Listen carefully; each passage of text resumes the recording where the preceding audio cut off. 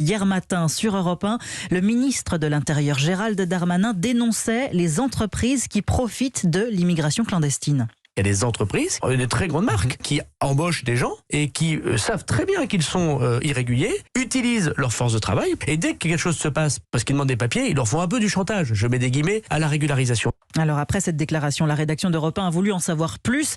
Élise Dangean, les entreprises concernées n'ont qu'à bien se tenir. Oui, ce que nous pouvons vous révéler ce matin, c'est que les contrôles aléatoires dans les entreprises vont être dans les jours à venir renforcés et multipliés. Une mesure de fermeté, assume-t-on dans les rangs de Gérald Darmanin.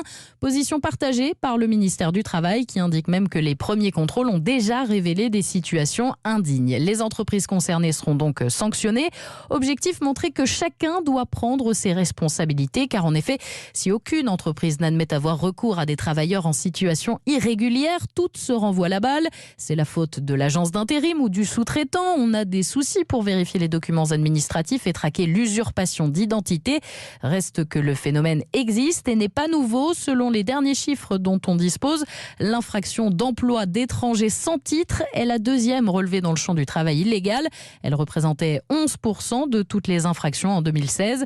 Une réalité que nous a confirmé un grand patron d'un des secteurs concernés comme le bâtiment, la restauration ou encore la propreté. Avec ces contrôles, le gouvernement adresse donc un signal fort pour freiner cette immigration illégale. Élise